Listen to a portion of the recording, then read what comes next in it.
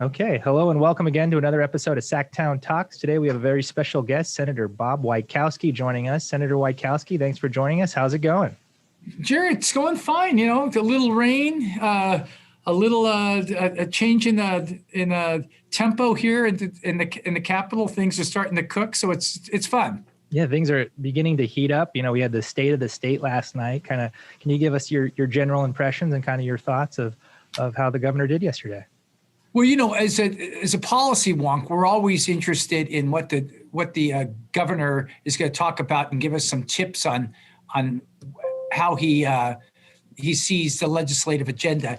It was more of a feel good talk. I think is very being COVID related and distance. He's in Dodger Stadium. All the members, instead of being in the assembly, are sitting in front of our screens and doing that.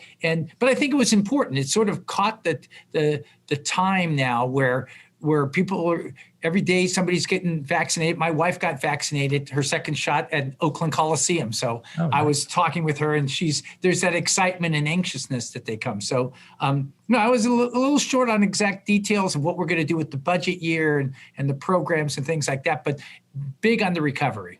Yeah. Well, I guess it's interesting, we're just getting news of, Congress acting on this big stimulus plan, and allegedly California is going to get $40 billion of funds on top of $25 billion surplus that we have.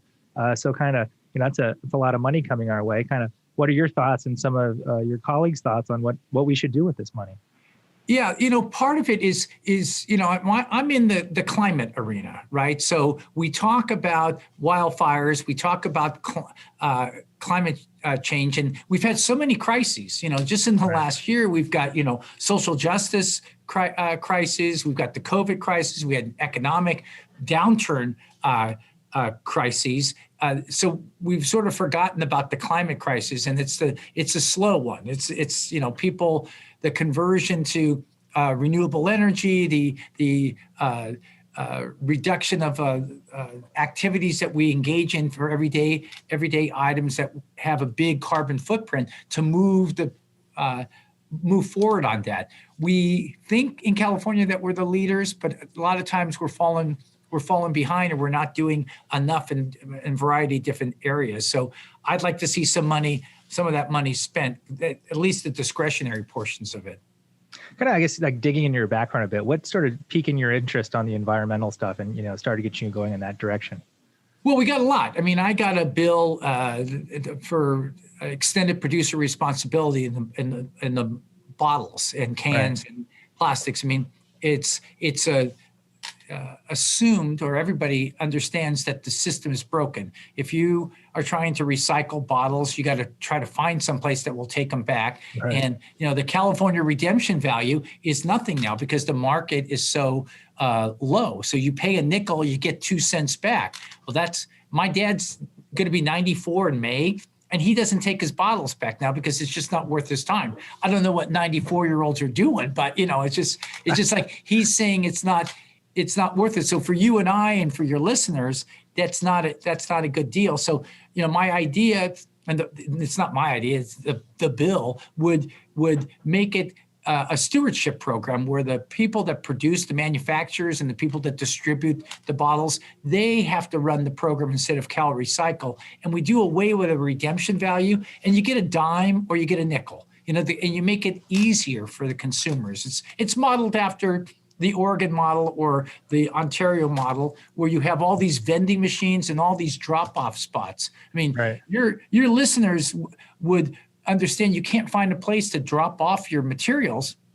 In Oregon, that has about 1/10 of our population, they have about 4 million, we have 40. They have 10 times as many drop-off spots that we have in California. It's the exact flip. So they make it seamless and easy. And then, it's good stewardship. We're using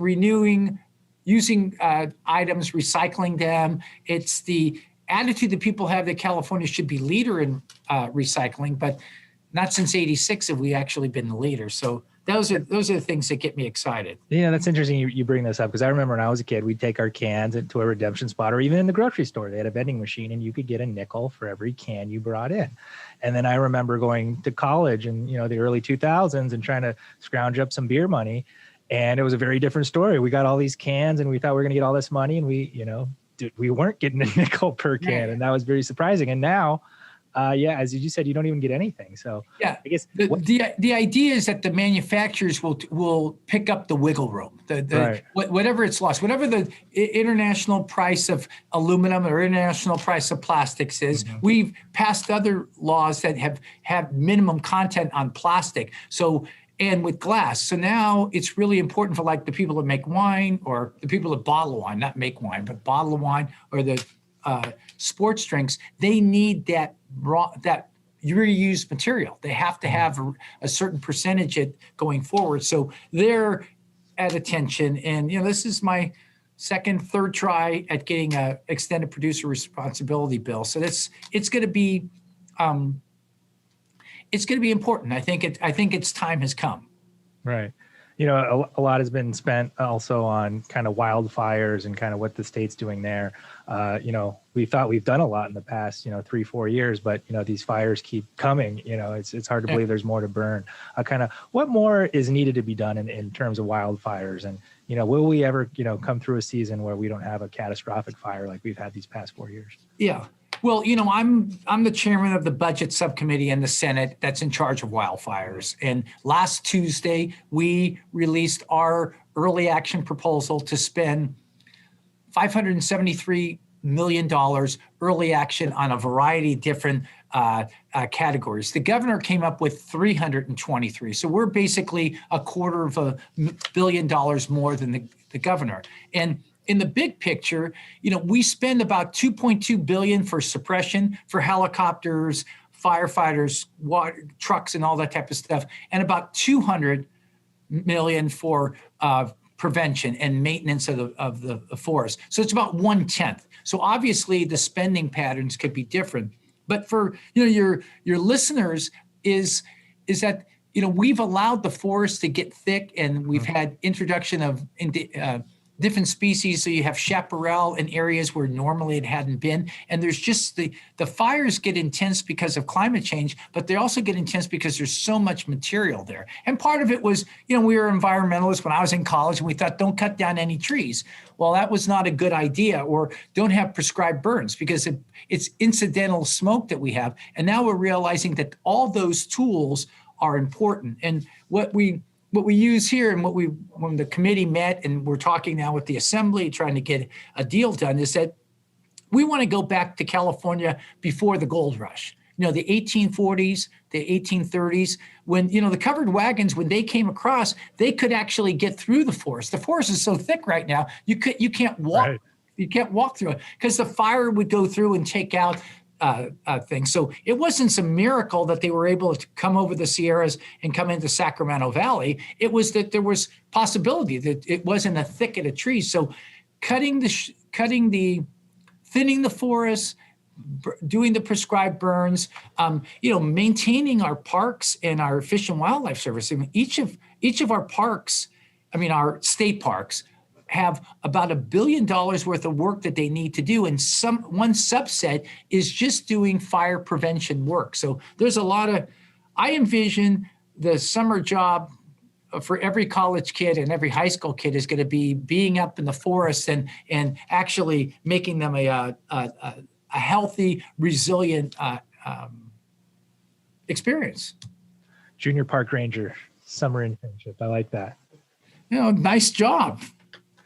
When you came in the legislature, you were an attorney by trade. Is that correct? Kind of what motivated you to go from law into politics? Well, I think when you're a lawyer, I had bankruptcy work, so I would be I have helped one client at a time, and that's an important thing. I know through public policy that you can help out a lot of people if you change. Right. If you change the laws. And sometimes you don't get that one-on-one experience, which is, I'm a human being like everybody else. And I accept that. I want to help a whole bunch of people that could never pronounce my last name or know who I am, but you would change consumer laws to actually help out folks. So I've been, for the 10 years that I've been here, I've done a lot of work on consumer debt, arbitration, things like that nobody will ever know that we did. I mean, you will know, and some other people will know, but that's important to me, because you leave the Senate and the Assembly in a better shape than you got there when you got there. Yeah. So I guess, being an attorney by trade, and in your experience, like you spent a lot of time on the Judiciary Committee, doing a lot of bills there. Kind of what piqued your interest to go from kind of the judiciary over to kind of the natural resources and start doing environmental work? That's a good question. I mean, I think, my passion is with the environment, but my training is in the judiciary. So I think it's like, being a professional baseball player, but loving basketball and just getting on the court and playing hoops. I have enjoyed being the chairman of the Assembly Judiciary Committee. So I've had that role. I've been the chairman of the Environmental Quality Committee. So I've sort of done those two hats.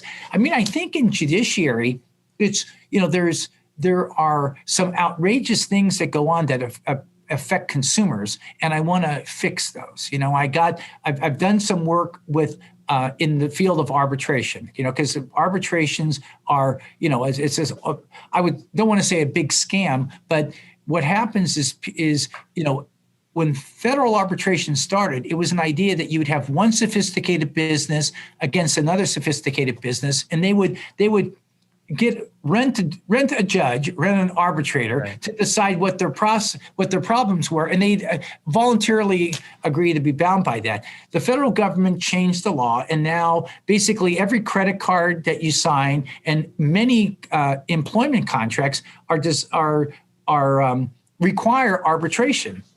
And a couple of years ago, I changed the law and the rule, because you looked at the fine print and it said, if you want to dispute this credit card charge, you have to go to South Dakota and apply the laws of Alabama. And you're thinking, what is that about? I've never left California, and it's the Bank of Fremont that I got this card with. So we changed that to said if you're employed in California or you use the service in California, they have to allow you to have an arbitration in California and have to also apply the laws of California, which seemed like a good thing. But in this medium, I keep fighting them. I had a bill 2 years ago that would have that said, when you get sued, you want to do an arbitration. So you go in and you file a complaint and with an arbitrator, and you pay a fee.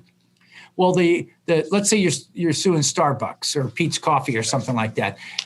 They wouldn't allow for class actions, but what happened is thousands of people filed these claims, and Starbucks didn't file their answer or didn't file their fees. So it just sat there in limbo because the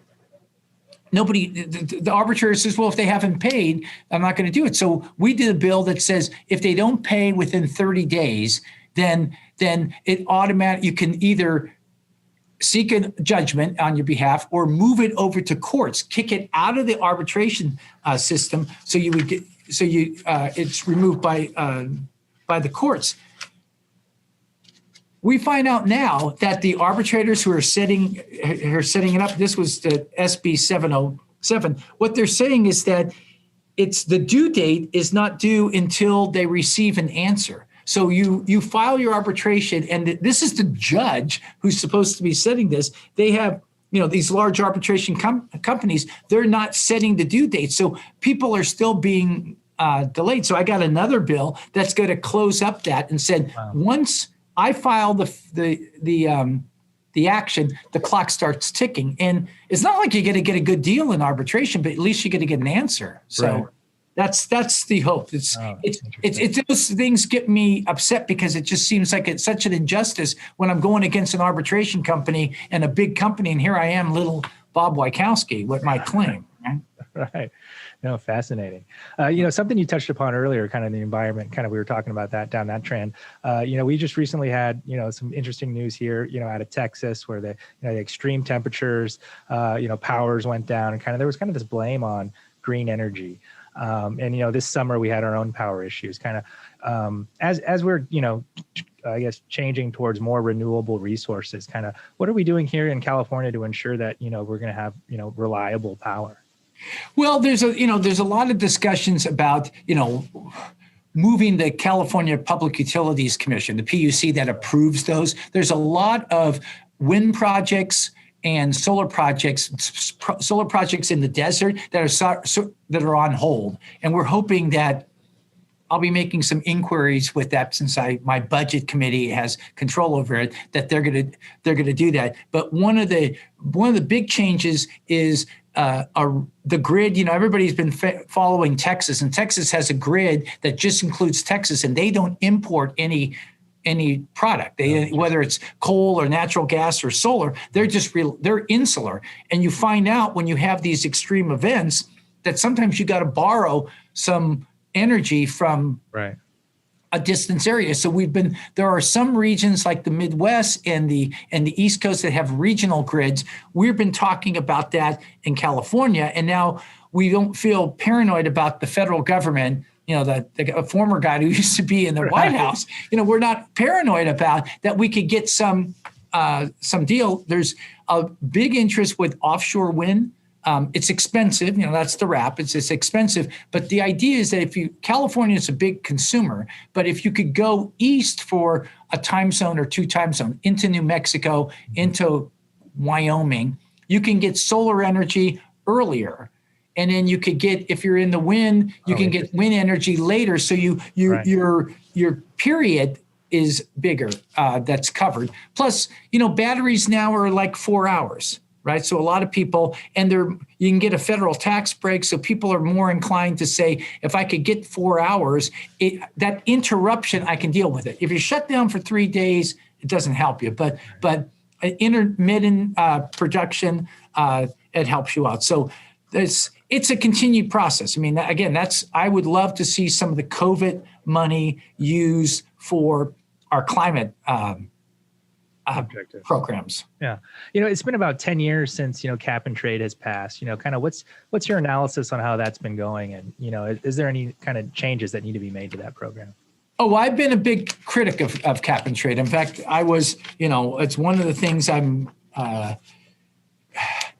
lose sleep over is the extension of cap and trade, because it was so generous to the oil producing industry, and we let the emissions go too high.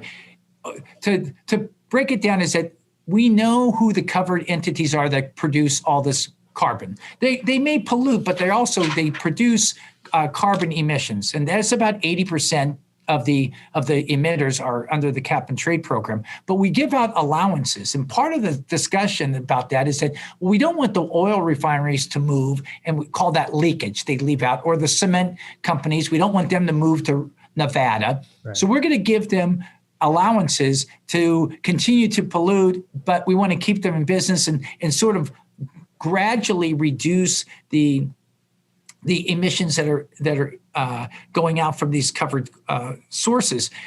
I've been a big critic because I say there's too many allowances. You can't control the price if you're giving out free allowances. Who's going to buy? If I give you free tickets to the movie, you're not going to pay for admission. You're just going to use the free ones, right? So there's a control that we have.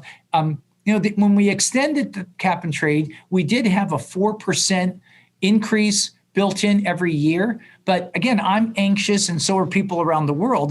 If we learned anything from the Paris Agreement, they wanted us to show great ambition. Well, our allowances to pollute a ton of carbon is about less than $18. Some people think it should be $50, $60. Others think it should be $100. But clearly, 18 is in the marketplace is way too low. I mean, even the oil industry and the cement industry would say we should be paying more, but that's not what it is. Well, if it goes up 4%, that 60 cents, 70 cents, I mean, that doesn't rock my boat, right? So I would rather see a a more significant increase and target, because then you want to change behavior. Of course, it's nice to get more revenue from the auctions that go in. But at the end of the day, I would like the cement producers or the people that make glass switch from coal to another energy source so that their carbon emissions go down. I mean, I still want the glass. I still want the cement. We want to build stuff. I still want, we're not ready. We have 700,000 electric cars. We have 29 million gas cars. So we still need gasoline. I'm not saying to get rid of it, but I'd like to see those emissions go down more quickly. So, that's my job. I'm a senator, so I'm supposed to be critical. We're working with the administration to see if we can have some tweaks in the program to make it perform better. Because, again, if you have less carbon emissions, less extreme heats, then you don't have people dying from having 100 days of 120 degrees. I mean, it seems logical when you look at the big picture, but people get, they're business people, so they want to make it as cheap as they can.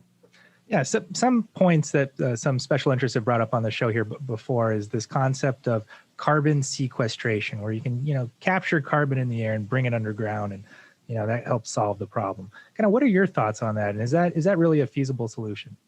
Well, right. I mean, that's I'm not 100% against it. So let me come out there. I don't think that's the final trick. I mean, I believe that there are Norway's showing that. I went to a garbage incinerator. We don't incinerate garbage here, but around the world, people do. Right. And they have a garbage incinerator, and they catch the carbon, put it in the little capsule, and then take it. Norway's got a lot of oil fields also, and they shoot them down into the oil fields. So at least in that locality, where if you live right by the garbage incinerator, I mean, it was in the middle of the city, then that's a good deal for you. I mean, there are probably a lot of people that would want it. And I'm not adverse for helping out those companies get that technology to do that. But in the bigger picture, I want to figure out, how do we reduce our waste, separate our organics from the other waste, and shrink the pie things that we would call garbage, right? That we do that. Because that will save us energy in the long run. It doesn't do us any good to put it in a dump. I mean, I know that the world looks at us and says, you guys don't allow sequestration, but then what you do is you take it all to a landfill and you let the carbon emit. What's that, California? You're supposed to be Silicon Valley, high tech, all this other stuff, and you don't have it. I don't think it's a magic bullet also. I think, but I'm not opposed to it. I know a lot of my environmental friends are 100% opposed to it. And no, I think if that's the business choice that they make, then they do it. And especially the oil companies, they own empty wells, so they would just fill it up with the carbon. Yeah, it seems to make sense in some terms.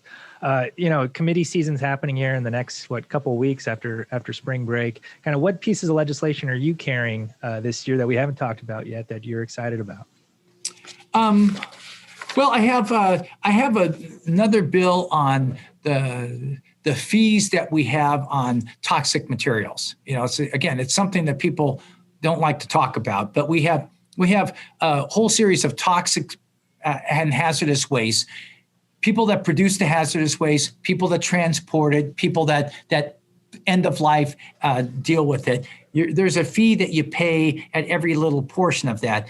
The Department of Toxic Substances has a deficit each year with their budget. So we need to raise the fees, which means it's a 2/3 vote. Obviously, the people that have to pay the fees don't like it. They would rather not do it. But it's one of these things that what happens is we have all these, we call them orphan sites. We have all these areas that have been contaminated. And, you'll hear in Los Angeles about Exide, the battery recycling, and we spend, north of $200 million to clean it up. Lead is still in the neighborhood. They're working with that. But there's thousands of other sites in California that have been abandoned. Probably the biggest one that affects all of us is abandoned dry cleaners. Now you see the little sign that says we're green, totally green dry cleaners. Well, in the bad old days, that wasn't totally green, and a lot of those those chemicals were dumped right there on the site in the old shopping center, or they leaked into the site and they're in the area. And that guy and his wife are long gone. I mean, there's no responsible party to clean that up. Not that you didn't get into the dry cleaning business to make big dough. You just had a living, raised your kids, did all that. So this is the idea, is you get this fund that goes in there that makes these areas safe, and a variety of other orphans. We have Superfund sites from the federal government that are now getting moved from the federal government's charts. So there's one of these gifts from George W. Bush, coming to California, that they're now going to be our orphan sites. And when we say orphan, we don't have a responsible party. We have other people that are responsible parties that we're trying to get them to foot the bill. But this is, not a sexy bill, but the idea is that you raise the fees, so you start cleaning up sites. So, Sacramento's railroad yard, I mean, they have big plans for the railroad area there, but you want to talk about a dirty area where people would just get off the train back in the 49er days and just drop their can of whatever, right? And it's there, and nobody tests the soil. And so there's those things. Yeah, interesting. All the little things that you never think of that just kind of piled on over the years. Well, Senator, it's been a pleasure talking with you. I know you are short on time. Is there anything else you want to get out there before we go? No, I'm